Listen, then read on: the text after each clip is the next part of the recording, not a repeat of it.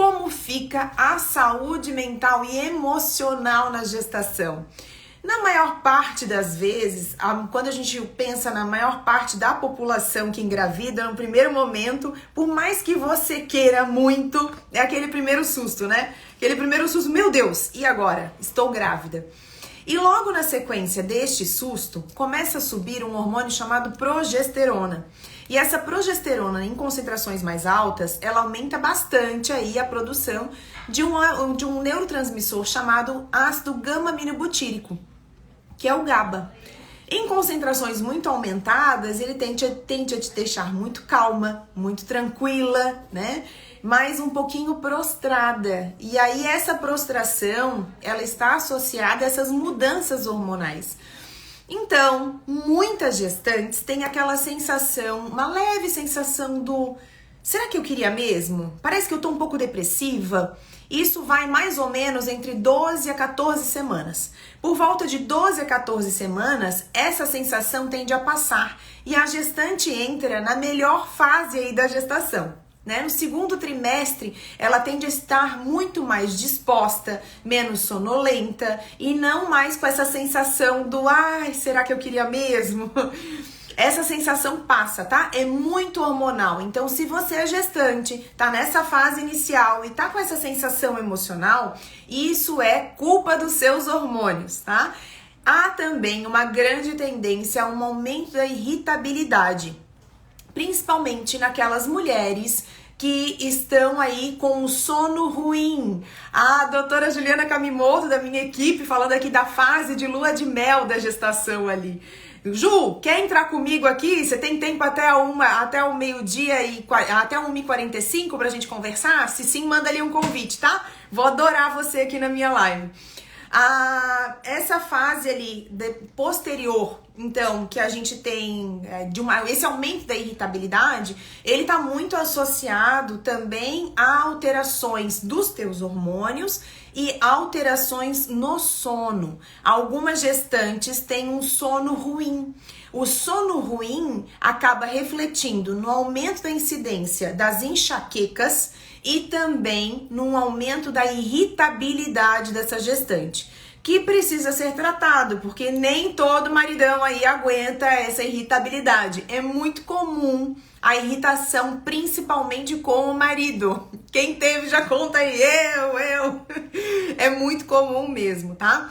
Essa irritabilidade, ela pode ser reduzida conforme a gente melhore a qualidade do sono dessa gestante e conforme a gente consiga também melhorar aí ou diminuir os hormônios que estão não diminuir os hormônios, né? Conforme a gente consiga ir progredindo aí no processo da gestação. Passadas 12 a 14 semanas, a gente tende a ter, né, uma modificação dessa produção hormonal fisiológica e aí uma diminuição desse processo de irritabilidade. Mas a nutrição pode contribuir diretamente na diminuição dessa irritação, sim. Por exemplo, uma deficiência no mineral magnésio aumenta a irritabilidade, altera o sono e está associado também a uma diminuição, um aumento das incidências de enxaquecas. Então, repor o magnésio nessas gestantes que estão com deficiência de magnésio é muito importante. Uma das deficiências clássicas de magnésio acontece, né, com a sintomatologia de cãibras. Cãibras são reflexo de uma deficiência de magnésio que está acontecendo aí na gestação. Muita gente me pergunta, mas Betina, meu sono é ruim agora na gestação, eu posso tomar melatonina? A melatonina, ela pode ser utilizada na gestação, sim. Ela tende a melhorar o sono da gestante. Mas a minha pergunta primeiro é, será que precisa? A maior parte das gestantes tem um aumento aí da produção de melatonina muito significativo. E aí essa melatonina, ela vai aumentar o cansaço e a prostração. Então a gente precisa realmente avaliar se é necessário a introdução de melatonina nessa paciente. Vamos começar aí com as perguntinhas. A Bárbara, queridíssima, mandando mandando uma informação aqui, a pergunta. Pouca energia e disposição durante toda a gestação. Já com 29 semanas e queria estar mais animada. Acontece, Bárbara, no seu caso, que eu conheço muito o seu caso, profundamente, existia ainda associação com deficiências nutricionais, né? Uma deficiência, agora eu tenho um ferro borderline, né, muito para baixo, uma diminuição do consumo de proteína, né, muito baixo consumo proteico, e isso pode estar associado aí a essa pouca energia e disposição. Além disso, a gente já sabe que o estresse na sua vida tem contribuído muito, né, para roubar essa energia e aumentar esse cansaço. E isso tudo está associado por causa do aumento aí da progesterona, que pode aumentar esse cansaço aí que você tem sentido. O André perguntando, a saúde emocional e mental está completamente ligada aos hormônios? Em parte, ligado com as modificações hormonais, sim, do que está acontecendo aí na sua vida. Em outra parte, pode ser aí a sobrecarga de trabalho, o estresse, né? Que muitos pacientes, a vida continua, né? Você está grávida e essa gravidez só entrou aí no seu ritmo de vida. Então, o estresse, ele acaba intensificando aí esse cansaço e alterando a saúde mental e emocional, mas está completamente ligado e há uma perda, uma alteração significativa dessa saúde mental e emocional conforme a gente não tenha um sono repousante. Eu preciso ter um tempo maior de sono durante a gestação, principalmente na primeira fase da gestação.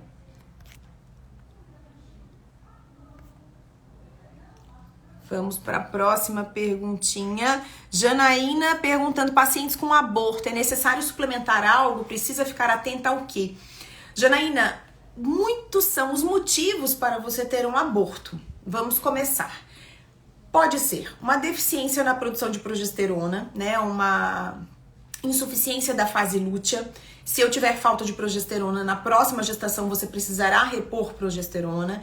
Pode ser uma bactéria no seu endométrio, neste caso precisa investigar e tratar com um antibiótico. Pode ser uma desbiose vaginal, também necessitará investigação e ver se você tem alguma bactéria na região da vagina.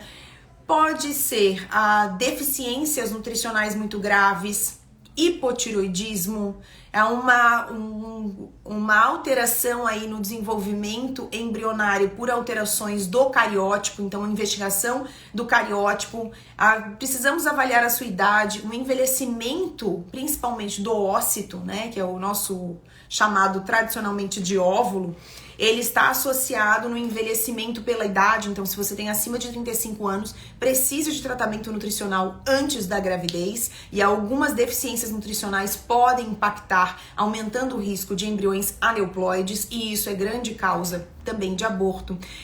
Precisa investigar se você tem doença celíaca, pacientes alérgicas tendem a ter mais abortos, são muitas as causas.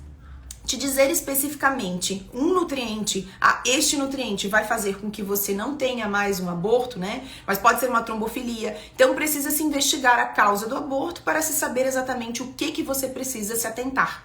É claro que quando a gente fala em desenvolvimento embrionário, a gente precisa ter um aporte maior de nutrientes, de antioxidantes, coenzima Q10 é um nutriente bastante importante para o desenvolvimento aí, para o próprio ócito e o próprio desenvolvimento embrionário. Precisamos do ácido fólico, das vitaminas do complexo B, então são muitos os nutrientes, né? A gente precisa realmente investigar no seu caso. A Camila perguntando se há suplementação para prevenção do baby blues durante o puerpério. Existem deficiências nutricionais que podem impactar de forma importante aí o blues puerperal, né? Aquela sensação de tristeza. Você vai chorar o primeiro mês inteiro, seja de alegria, de tristeza ou de cansaço, né? Eu, no primeiro nascimento da Ana Laura, eu chorava de emoção cantando pra ela, de tão feliz que eu tava. Foram 11 anos aí esperando muito. Então, esse chororô ele vem, mesmo que seja de alegria, tá? A gente tem os neurônios, que são neurônios espelho, que copiam comportamentos, e o bebê só se comunica chorando. Então, você tende realmente a chorar um pouquinho aí até essa adaptação.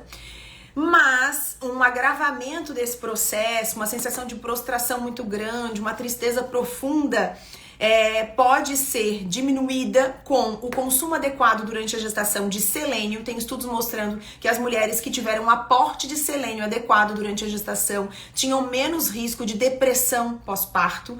Acredito muito na utilização do ômega 3 pelos seus efeitos no sistema nervoso central. E aí, quando a gente tem uma paciente com uma tendência à depressão, já é uma paciente distímica, por exemplo, ou uma paciente com episódio de depressão anterior, sempre interessante suplementar EPA e DHA durante a gestação, perfazendo pelo menos 1 grama, idealmente, de EPA, aí nessa fase, principalmente segundo e terceiro trimestre, e no início aí, no puerpério.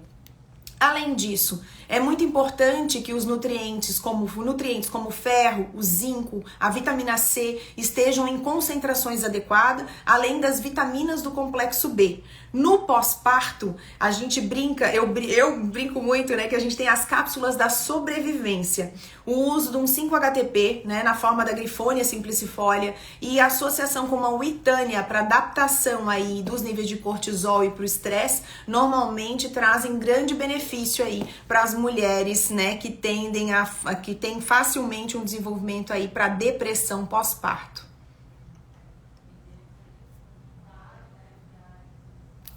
A Sandra falando que vai chorar muito, que faz 18 anos que ela tenta. É verdade, Sandra. Meu Deus, é muita emoção. A gente chora muito mesmo. No segundo eu já chorava um pouco mais de cansaço. Mas o primeiro é aquela emoção sem fim. Não que não tenha emoção em todas as gestações, mas aí o cansaço, eu já tinha 2 bebês, né? A Ana Laura, quando o Pedro nasceu, a Ana Laura tinha 1 ano e 1 mês. Então tinha 2 bebês. Aí o cansaço, né, venceu, com certeza. A Samaira falando em nutrientes, qual podemos incluir na alimentação no dia a dia para melhorar a questão emocional? Uma das coisas que ajuda muito na diminuição principalmente da ansiedade e na prevenção de depressão são alimentos fermentados.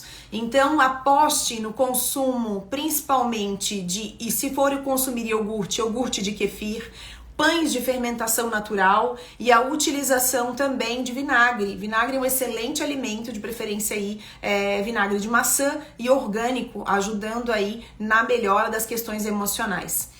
Além disso, você pode também apostar no consumo de carboidrato. A restrição de carboidrato, né, principalmente aí no pós-parto, ele pode piorar o quadro de cansaço, prostração, adaptação a esses hormônios do estresse que estão aumentados aí nessa fase do pós-parto, e também pode aumentar o risco aí de crises, né, de depressão no pós-parto. São elementos importantes que devem estar no dia a dia para melhora da questão emocional. O consumo de frutas vermelhas e roxas é bem importante durante todo o processo aí do pós-parto, até pelo menos 6 meses pós-parto, e perceber as deficiências nutricionais e ter um aporte adequado de cálcio é muito importante. O cálcio é muito requerido para a produção do leite e a deficiência de cálcio está associada a pior agravamento da queda do cabelo, e também ele é um segundo mensageiro, está associado à liberação de neurotransmissores, e a deficiência de cálcio pode impactar negativamente no humor. O uso do ômega 3 também é muito importante, então aposte em peixes de água fria também para complementar aí esse consumo de ômega 3 do seu dia. A Elisa perguntando qual o melhor horário para tomar magnésio 400mg só uma vez ou de manhã e à noite. Ela é tentante.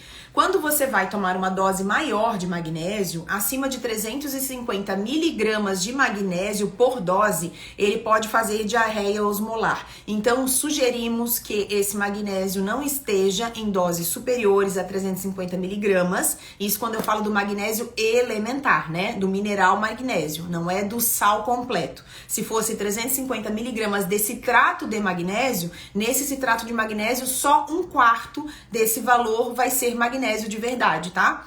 Mas se a gente tá falando só do magnésio alimentar, a dose máxima por dose é 350mg e dependendo da paciente pode ser tomado até 2 vezes ao dia, totalizando no máximo 700mg ao dia. Mas normalmente tentante não tem essa necessidade toda dessa quantidade de magnésio, né? E claro, salvo raras exceções, onde você tem algum medicamento que você utiliza que expolia o magnésio, ou que você precise aí ter um aporte maior para uma deficiência, um processo desabsortivo, né, por algum motivo específico.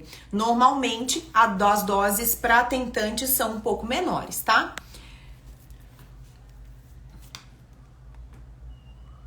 A Miriam tá perguntando se eu indico aqui o uso de óleos essenciais, se sim, como utilizar. Durante a gestação, a gente evita a utilização de óleos essenciais, mas em caso de crises de ansiedade, eu já tive uma paciente que ela estava realmente com um processo muito difícil familiar, descobriram um câncer no pai e já em fase terminal durante a gestação, e ela era muito apegada ao pai. E ela estava com problemas financeiros, então vieram muitos problemas durante a fase da gestação e trouxe aí, junto com isso, veio um transtorno de ansiedade. E aí, nesse caso, antes de entrar em uma medicação, né, controlada, o uso de um óleo essencial de lavanda é muito mais interessante do que uma medicação controlada. E a gente conseguiu ter boas respostas com o uso do óleo essencial de lavanda associado a uma suplementação com GABA, 200 miligramas, e uma dieta aí adequada para essa paciente, tendo consumo alimentar a cada 3 horas. Até porque períodos longos de jejum podem estar associados ao aumento dos picos de liberação de cortisol e aí uma piora dos quadros do transtornos de ansiedade. Mas poderia ser utilizado no pós-parto. Esses óleos essenciais podem ser utilizados, alguns desses óleos essenciais, como o óleo de laranja doce, óleo de rosa mosqueta, o próprio óleo essencial de lavanda, né? Não exagerando na quantidade desses óleos na presença dos bebês, né? Utilizando mais quando a mãe estiver durante um período sozinha, se é que esse período existe. Próxima pergunta foi da Juliana. B, você considera que o minoxidil é fundamental no preparo para FIV, mesmo em mulheres sem resistência à insulina? O minoxidil, ele ajuda na receptividade dos hormônios, né? Por exemplo, o TSH, hormônio da tireoide, ele precisa de minoxidil para ser ativado, né? Eu preciso do minoxidil como cofator na receptividade desse TSH. Se eu tenho alguma suspeita de deficiência ou um baixo consumo dos alimentos fontes de minoxidil, é prudente darmos uma pequena dose de minoxidil para essas pacientes. Se você tem dúvida, você pode ter fazer um aporte via suplementação de 200, 300 miligramas, né, desse minoxidil. Caso contrário, né, se você não tiver dúvida sobre o aporte adequado do minoxidil, ele vai vir via alimentação. Para as pacientes com resistência à insulina, obrigatório aí na preparação para a gestação ou para a fertilização in vitro. Uma dúvida da Elisa: tem suplemento que gestante com trombofilia não pode usar? Na verdade, vai depender das medicações que essa gestante está utilizando, né? Se ela está utilizando aí AS e Clexane, que são 2 anticoagulantes bastante utilizados na gestante com trombofilia, tem que se tomar cuidado com a quantidade de vitamina E que está sendo suplementada, né? Então, doses mais baixas de vitamina E. O ômega 3 fica em torno de 1 grama por dia e, além disso, não pode usar natoquinase, que tem efeito aí anticoagulante. Mas, se essa paciente só está usando AS, nenhuma dessas restrições precisa acontecer. Apesar de que, normalmente, muitas vezes, o AS é suficiente, não necessitando de natoquinase durante a gestação. A Sandra perguntando: doutora, ômega 3 ajuda a reprodução de espermatozoides? O ômega 3 ele é necessário, ele é requerido para a produção dos espermatozoides, sim. E a deficiência de ômega 3 pode comprometer, sim, a qualidade desses espermatozoides. A Janaína está perguntando, deixa eu ver se eu consigo aqui. A Janaína perguntando sobre suplementação necessária na gestação. Janaína, a suplementação na gestação, ela varia de acordo com as necessidades da gestante, né? Existe um mínimo necessário, que a gente já sabe que são complexo B, né, incluindo o ácido fólico, numa dose mínima de 400 microgramas. A gente já sabe que essa gestante precisa ter um aporte adequado de ferro. Qual é a dose de ferro? Vai depender também da fase da gestação. Por exemplo, no início da gestação, a necessidade é em torno de 27 miligramas de ferro. Se eu tenho uma paciente que tem um excelente aporte de ferro via alimentar, eu não precisarei dar ferro nesse início da gestação. Mas esse excelente aporte tem que ser excelente mesmo. E muitas gestantes nessa primeira fase têm inapetência. Então, a maioria das gestantes precisará de uma suplementação em torno de 30 miligramas de ferro nessa fase inicial da gestação. O zinco, ele é muito requerido na gestação e na maior parte das gestantes ele está em deficiência. Então, suplementação de zinco para a maioria das gestantes é extremamente importante. Além disso, eu preciso que ela tenha um aporte adequado de cálcio e de magnésio. No primeiro trimestre, muitas vezes eu tenho esse aporte através da alimentação, mas no segundo e terceiro trimestre, na maioria das minhas gestantes, ele acaba sendo suplementado. Se a paciente tiver resistência à insulina, eu precisarei também introduzir cromo, ácido alfa-lipoico e mil-inositol. Em situações onde eu tenho um início aí de diabetes gestacional, a utilização da carnitina será muito necessária. Além disso, o bitartarato de colina e fosfatidilcolina são extremamente importantes para o desenvolvimento cerebral do bebê e para que a gente deixe aí esse bebezinho mais inteligente. Além disso, iodo é muito necessário se essa paciente não faz uso de medicamento para a reposição dos hormônios tiroidianos. Se ela fizer uso, vai depender da quantidade que ela utiliza. Se for uma dose baixa do medicamento, uma concentração baixa, ela ainda vai requerer aí uma concentração maior de iodo durante essa fase aí da gestação. O iodo ele é necessário em torno de 250 microgramas de iodeto de potássio durante toda a gestação. Então, a gente vai fazer um cálculo matemático, logicamente, se essa paciente tem um altíssimo consumo de alimentos fontes de iodo, não necessitarei de tanto iodo aí suplementado. Eu, na segunda gestação, virei a louca do camarão. Eu tinha tanta vontade de comer camarão, e eu comia tanto camarão, que acabei não suplementando iodo em quantidades aí de 250 microgramas, porque eu já sabia, né, que o iodo, ele é uma das maiores, o camarão é uma das maiores fontes do iodo, então não tendo necessidade de se manter aí em uma dose tão alta. Então vai depender exatamente de quem é você, quantos anos você tem, quais os seus riscos, né? No primeiro ultrassom ali, depois quando foi avaliado o risco de desenvolvimento de pré-eclâmpsia, eclâmpsia, você tem um aumento de risco de pré-eclâmpsia e eclâmpsia, a utilização da arginina é muito importante nesses casos. Então, a gente vai ter uma variação da necessidade de acordo com quem é você, quais os riscos de doenças a serem desenvolvidas, que idade você tem durante essa gestação, em que fase da gestação você está. Você tem um sobrepeso ou é obesa, você já tem um diabetes prévio, né? Então, isso tudo modifica e muito o que vai ser necessário suplementar na gestação. E muito importante também, o que você come, o que você metaboliza, o que você excreta e o que você consegue absorver, né? Então isso é bastante importante. Muitas vezes a gente começa uma gestação com um processo de desbiose muito intenso e a gente vê isso através de um coprológico funcional, com uma má digestão de vários alimentos. Aí nesse caso, em muitas pacientes, elas necessitarão aí do uso de enzimas digestivas. Durante na montagem da dieta, a gente já vai buscar alimentos que auxiliem no processo digestivo dessa paciente, né? Vai melhorar o processo de mastigação, vai colocar os alimentos adequados no seu horário certo, restringir determinados alimentos que tenham um processo aí de piora do processo aí digestivo, possam piorar muito significativamente o processo digestivo, mas tudo isso varia de acordo com quem você é. Tá? Então, realmente, individualidade bioquímica é a principal, é o que deve realmente direcionar a nutricionista que vai te acompanhar. Elisa perguntando se eu indico betaína para baixar a homocisteína e qual a dosagem recomendada. Elisa, quando essa homocisteína não reduz em pacientes ali usando metilfolato, metilcobalamina e piridoxina, que são as vitaminas o B9, B12 e B6, aí a gente vai precisar a utilização do cloridrato de betaína, sim, variando aí de 300 mg até 1 grama ao dia, ou trimetilglicina, tá? Em alguns pacientes, a trimetilglicina responde de forma melhor. mas realmente alguns pacientes têm dificuldade de manter os níveis de homocisteína adequados. Níveis muito baixos de homocisteína, depois aí no pós-parto ou nas tentantes, estão associadas a aumento de risco de depressão.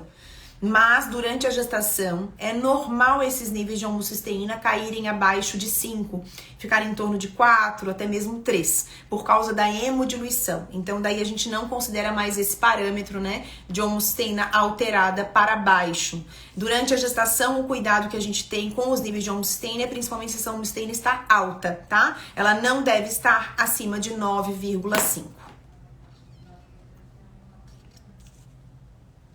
A Samaira está perguntando qual quantidade de magnésio é necessário, como verificar no rótulo e saber se é um bom suplemento. A necessidade do magnésio vai variar de acordo com o quanto você consome de magnésio na sua alimentação. Será que você realmente tem deficiência de magnésio? Um dos sintomas da deficiência de magnésio são cãibras. Se você tem cãibras, é muito possível, muito provável que você tenha deficiência de magnésio. Outro sintoma, muitas vezes o olho fica tremendo, né? No estresse a gente tem um alto consumo de magnésio e a deficiência de magnésio acaba se manifestando. A fasciculação, tremor, muitas vezes espasmos durante o sono, isso tudo está muito associado à deficiência de magnésio. O magnésio, quando avaliado de forma sérica, ele precisa estar em torno de 2. Se você tiver condições, também dá para avaliar o magnésio eritrocitário, tem que estar dentro dos parâmetros aí de normalidade para os valores de referência do kit utilizado. Caso você identifique, eu tenho deficiência de magnésio, aí a gente vai ver o aporte e o processo digestivo. Vamos supor que você fez uma cirurgia de redução do estômago, um encurtamento do intestino, o magnésio já não é tão bem absorvido, ou que você tenha uma aceleração do trânsito intestinal. Isso aumenta a necessidade do magnésio, tá? O magnésio mais interessante são o magnésio na forma de bisglicinato, o magnésio L-treonato, magnésio quelado, magnésio malato ou o magnésio inositol. São bons magnésios. Como saber no rótulo se é um bom suplemento? Esse suplemento, esse magnésio deve estar nessa forma bioquímica. O citrato também é um excelente magnésio. E você precisa ver se contém corante, se contém aditivos químicos como conservantes, se você tem ali ainda aromas artificiais associados ao produto. Então, sempre busque também os aditivos químicos associados a este magnésio, tá? Isso vai determinar se é um bom produto ou não. Gestante com osteopenia, o que você aconselha? Acompanhar muito bem, né, se essa paciente está com consumo adequado de cálcio, se ela tem um consumo adequado de outros minerais que também compõem este osso. Zinco, além disso, o boro, o manganês, a vitamina D. Se essa paciente tem um bom aporte de vitamina K2, né, ela precisa ter bons aportes, então aumentar o consumo de vegetais verdes escuros ou até mesmo suplementar uma pequena dosagem de vitamina K2. E essa paciente precisa fazer musculação. Muito cuidado com paciente com osteopenia, principalmente na gestação, é muito comum cáries, quebrar dentes, principalmente na lactação, tá? Cuidado com os dentes na gestação e lactação. Quantidade do cloridrato de betaína, a Daniela tá perguntando, de 300 miligramas até 1 grama ao dia do cloridrato de betaína. Alguns pacientes podem fazer um pouco de irritação gástrica, então sempre observar aí se esse paciente precisa desse cloridrato de betaína mesmo ou não, tá? Suplementos de farmácia que tem uma superdose, tomar sem orientação médica. Então, Tatiane, a maioria dos suplementos prontos, eles têm alta concentração de determinados minerais. Vamos só supor que é um equilíbrio aqui entre o zinco, o ferro e o cobre, né? E a gente tá falando de gestantes. A maioria dos suplementos, eles vêm com zinco, ferro e cobre. Para gestante, eu preciso de 2 moléculas de ferro para 1 de zinco. E eu preciso de 15 miligramas de zinco para 1 de cobre. Só que o cobre ele vai subindo alucinadamente aí na gestante. Então a maior parte das gestantes, vamos compor aí 95% ou mais, não precisam de cobre durante a gestação. E aí esses suplementos acabam ficando inadequados. E a maioria deles tem um desbalanço entre zinco e cobre. O cobre elimina zinco, o zinco elimina cobre. Se eu subo demais o cobre e baixo o zinco, que é o mais comum nas minhas gestantes, eu tenho uma facilidade para infecções. Essa paciente ela fica suscetível a infecções. Então é bem importante a gente avaliar que suplementos prontos eles estão utilizando, né? Essa paciente está utilizando. E se realmente é um suplemento adequado para essa paciente.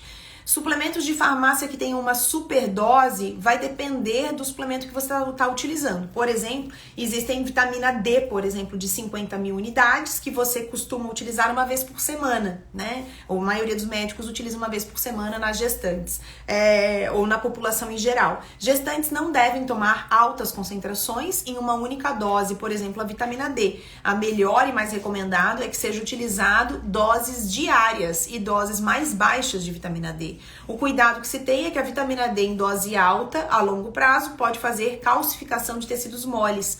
Inclusive, já tive uma paciente onde no bebezinho eles estavam identificando um golf ball, né, que é uma calcificação aí dos alvéolos no pulmão da criança. E aí eu fui rastrear, eu falei, nossa, isso parece uma calcificação estranha. E começamos a conversar até que eu perguntei, mas que dose tá tomando disso? Que dose você tá tomando disso? Ela já tinha feito cirurgia bariátrica, até que ela falou, não, a vitamina D eu tô tomando 20 mil unidades. Mas quem te mandou tomar 20 mil unidades? Ela falou, não, eu tô tomando por conta própria, porque minha vitamina D nunca subia. Eu falei, 20 mil unidades é uma dose muito alta, isso faz calcificação de tecidos moles, a gente precisa suspender imediatamente a vitamina D. Após suspensa a vitamina D, nós tivemos uma recuperação e uma descalcificação, né, que aconteceu de forma até rápida, né, nesse bebezinho e até o nascimento, então não aparecia mais essa imagem de calcificação. Então, doses muito altas, realmente sem orientação, elas são perigosas, sim, tá, e não devem ser utilizadas nunca sem prescrição médica ou nutricional, tá, de suplementos. Então, sempre tenha a sua nutricionista aí antes de engravidar e durante toda a gestação. Ah, é comum, Bruna, o aumento da salivação, é bem comum, principalmente se você come muito carboidrato, né? Chupar gelo, tomar bebidas mais geladas ajuda na diminuição da salivação. O gengibre também vai ajudar um pouquinho aí nessa salivação excessiva, tá? Então, teste que pode ser que a gente tenha aí grande sucesso na melhora dessa salivação excessiva. Ai, não tá mais entrando. Vamos ver.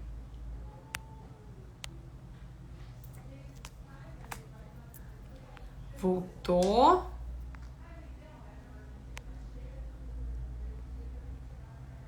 Viviane perguntando sobre candidíase na gestação. Isso aflige, né? E pode piorar muito o emocional da mulher durante toda a gestação.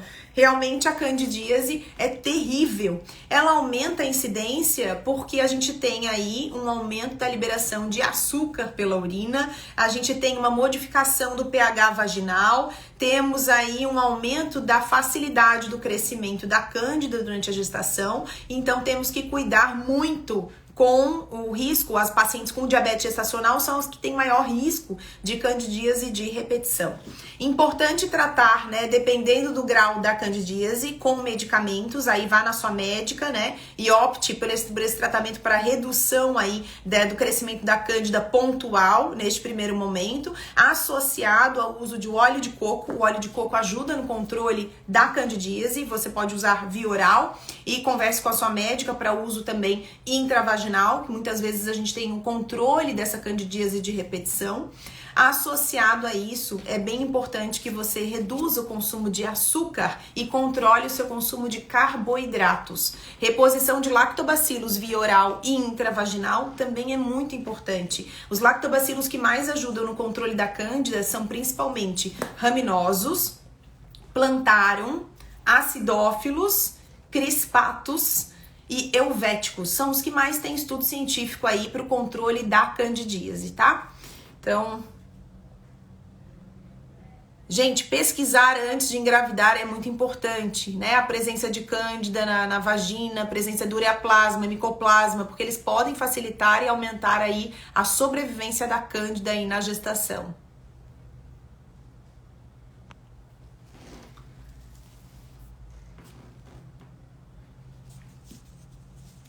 A Suiane está perguntando sobre muito enjoo na gestação, que recomenda, que estratégias nutricionais. É uma das grandes causas aí de irritabilidade, ansiedade, desconforto, né? De uma piora da saúde emocional. Precisa ser tratado mesmo, porque senão a gente não tem aí uma melhora do nosso emocional aí durante toda a gestação, né? Algumas mulheres chegam a ter náuseas durante toda a gestação, é o que a gente chama de hiperêmese gravídica. Mas o mais comum dessas náuseas é entre a sexta semana de gestação até a 14ª semana de gestação, tendo um pico por volta da 9ª a 11ª semana de gestação. As náuseas melhoram muito com gelo, né? Chupar gelo, preparar picolé de suco de fruta congelado, de suco de fruta natural, ajuda bastante no controle. Além disso, o gengibre ajuda muito nas náuseas. Associado a isso, troque as suas frutas muito adocicadas por frutas mais cítricas. E alimentos secos, crocantes e salgados também ajudam para controle das náuseas. E faça essa mulher comer de 2 em 2 horas, se muito necessário, de hora em hora, ajuda também muito no controle dessas náuseas.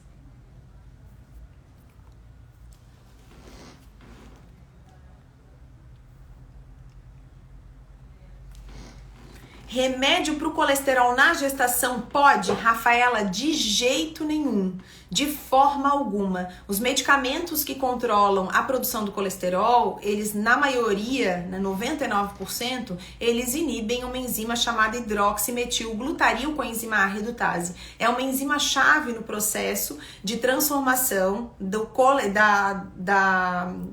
ácido alfa, do ácido mevalônico em colesterol. Esse ácido mevalônico também é cofator para a produção da coenzima Q10. A coenzima Q10 é essencial durante toda a gestação e precisa ser produzida. O colesterol, ele é um transportador também das vitaminas lipossolúveis. Ele está aumentado realmente na gestação. No 2º e 3º trimestre, nós temos um incremento de 30% da produção do colesterol. E isso é fisiológico. Então, a gente vai ter realmente um aumentozinho aí desse colesterol na gestação.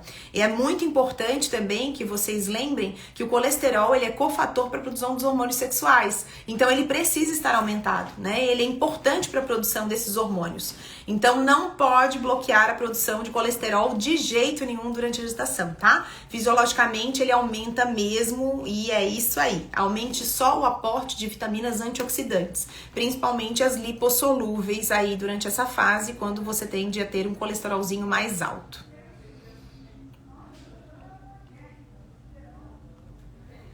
Cãibras em vários locais do corpo durante a gestação, o que fazer? Essas cãibras estão associadas, né, na maior parte dos pacientes, à deficiência de magnésio, mas elas também podem acontecer na gestação por deficiência de zinco, principalmente cãibras abdominais, e cãibras por deficiência de cálcio, tá? Então é importante avaliar as suas deficiências nutricionais para reposição adequada, né? Além disso, a deficiência do magnésio e do cálcio estão associadas à prostração, cansaço, cãibras, né, alterações aí no sono. Então, avalie aí as suas deficiências nutricionais para reposição adequada.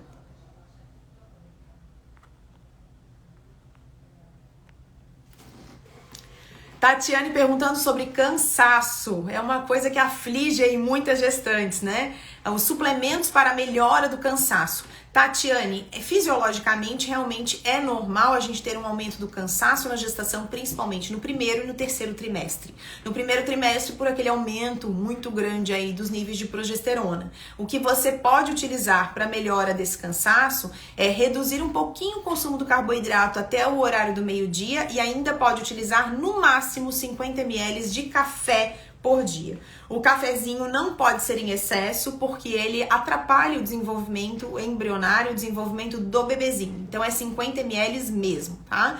Os chás estão de fora, então não tem como a gente utilizar chás que melhorem aí significativamente a disposição da mulher. Vai ter que aguentar um pouquinho essa falta de disposição. Mas essa falta de disposição, ela pode estar sendo agravada por uma alteração dos hormônios tiroidianos, então vale pesquisar, porque às vezes deficiência de iodo está por trás dessa falta de produção de hormônio tiroidiano. Então, repor o iodo é muito importante. Além disso, a falta de disposição pode estar associada a uma anemia. Então, reposição adequada dos micronutrientes para essa anemia, a recuperação dessa anemia é muito importante. Baixo consumo de proteínas é grande causa de falta de disposição nesta mulher também. Avaliar proteínas totais e frações, né? Essa mulher precisa ter um bom aporte de proteína aí durante toda a gestação. Gente, última perguntinha, estamos chegando no nosso final. É muita pergunta.